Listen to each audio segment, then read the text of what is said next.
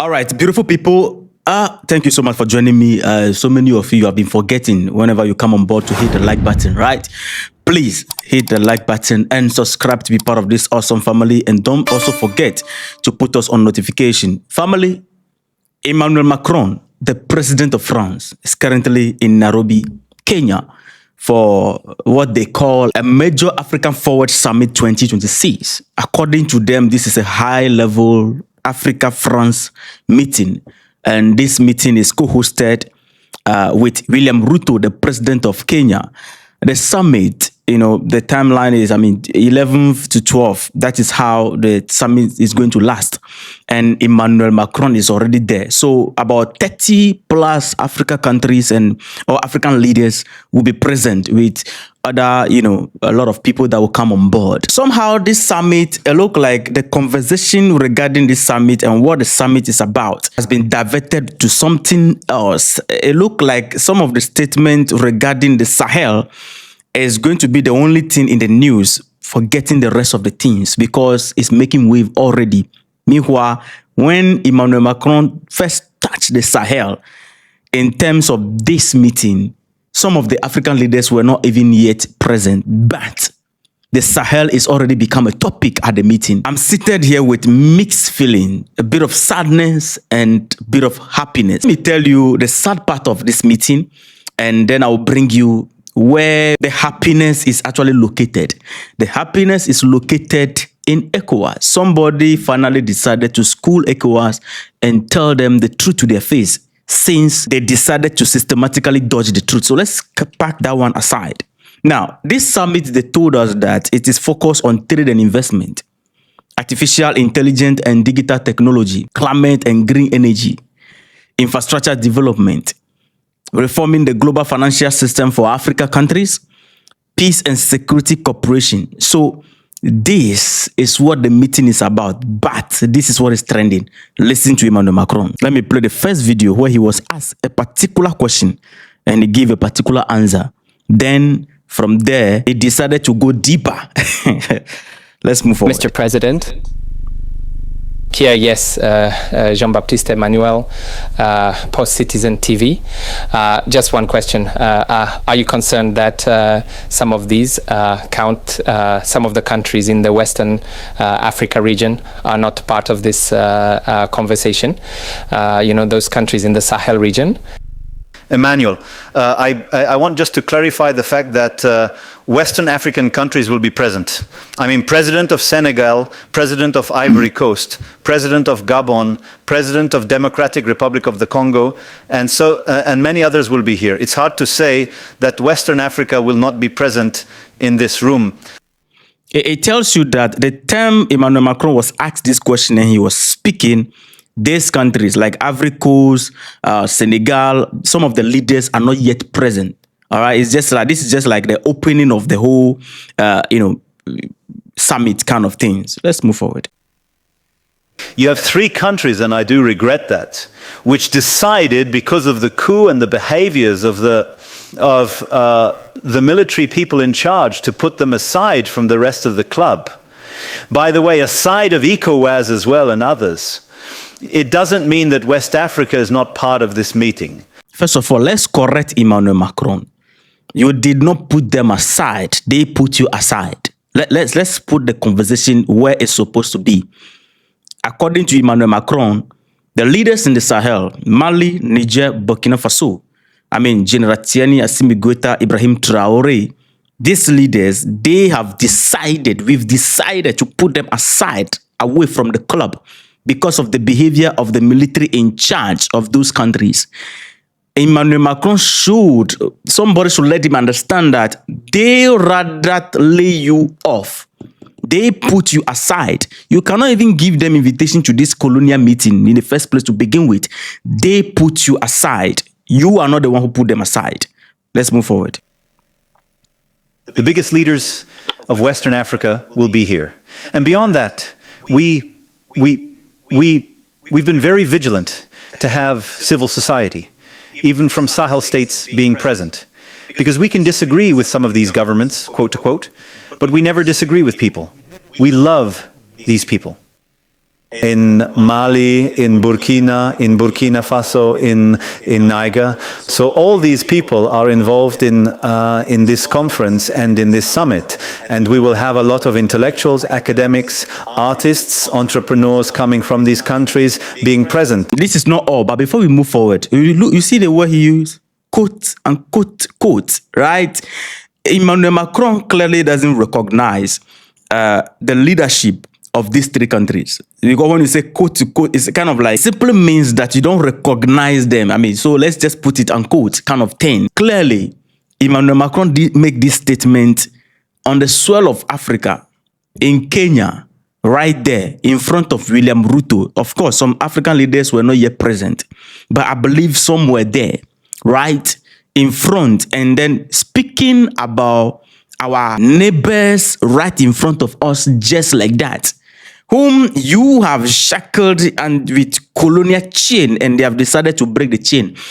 The leader of Kenya know the struggle that the Sahel leaders are fighting. All the representatives there, they know the struggle that the Sahel leaders are fighting over there. Right in front of them, none of them were able to put this man in the right position. But the situation gets worse when Emmanuel Macron said this and nobody find it expensive. Let me play this video. Everywhere in Africa, people believe in the sovereignty of states and their territorial integrity. There is a coup in Mali. You no longer want France because you no longer want to fight against terrorism. We are leaving, as they say in good French, no offense. Unfortunately, the news shows that it was probably not the best decision the Malian coup leaders made for their country. You heard that, right? You don't my goodness. So they are leaving, but now the news show that it wasn't the best decision that these countries have made in terms of, you know, the leadership, how they came on board and all that and kick France out. It wasn't the best decision. I told you in previous video, it's not all, we are not done, right? I told you in the previous videos, I repeated it, that when you look at how the medias of France are pushing the thing, they are pushing it in such a way that to make it look like the absence of France land the countries in complete chaos. You can see that the speech of France is directly in connection with what the media houses were doing. And guess what? You can see the joy in France when he made this statement. It is not something like people have been attacked and then we feel sorry for them. Like the joy that they are facing this, yeah, the joy is satisfied, you know, that yeah, without us they can't survive. But it is the other way around. Without Africa, you are nobody, right? Let's move forward. It get a bit worse. And indeed, it is a continent that I no longer want France to view as a private preserve where business leaders would somehow have all the rights or all the contracts guaranteed to them because it was Francophone Africa, where sometimes some consider that France provided a form of guaranteed assurance no matter what happened by being there to make or break governments. It's over. Since the 2017, that era is over. In Benin, Ghana, Nigeria, we are creating a security relationship that does not exist and is a partnership. It's West Africa, you know, and it's working. Beautiful. Yes, that is Emmanuel Macron. So this thing that Emmanuel Macron said right here is a thing that the rest of the leaders around over there should actually understand, that the day you decide to leave the French security partnership, this is what you are going to be experiencing. Do you want to tell me that they are not aware of the people behind this, you know, constant banter going on in the Sahel region? They are aware.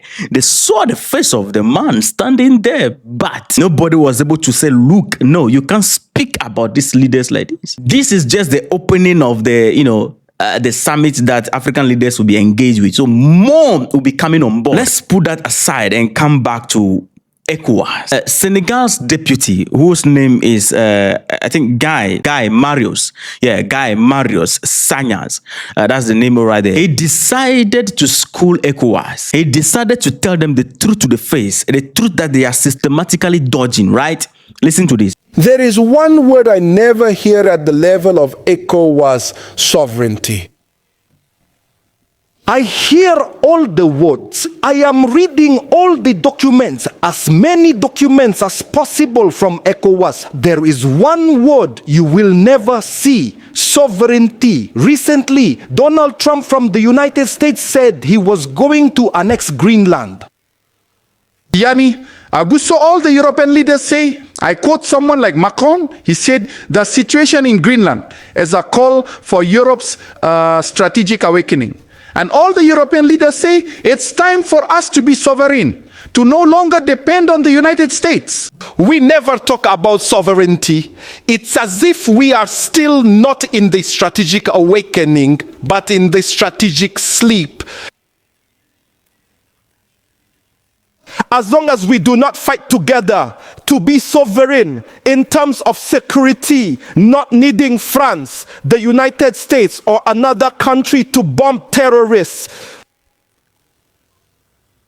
to have health sovereignty, not to depend on anyone, to care for our population, to feed our population, to educate our populations.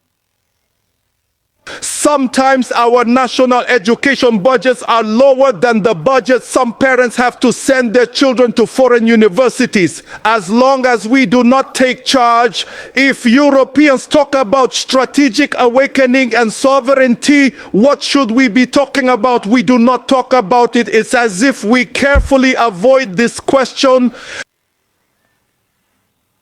I think it's time for West Africa to talk about sovereignty. For ECOWAS to talk about sovereignty. As long as we don't talk about sovereignty, we will always be among the 40 or 50 poorest countries on the planet, because that's also our situation. And it doesn't fall from the sky. Madam President, he also take a mission. There are people who do not like each other. There are people who do not speak to each other. But I am convinced that when one of us falls, all the others will go to lift them up. We must not watch Mali fall. If Mali falls, we are next. We should not wish for Mali to fall just to say afterward, it serves them right, they shouldn't have left. We must mobilize, we must fight, we must save West Africa, because what is happening in Mali is what threatens us all together. Thank you. Yeah, thank you. The last statement, top it up for me. That what is happening in Mali, let me use the word, in the Sahel, is what awaits us all. This is what awaits Ghana. Nigeria is already swallow in it, and they are swimming in it. That is what is awaiting all of us in West Africa, in fact, the entire Africa.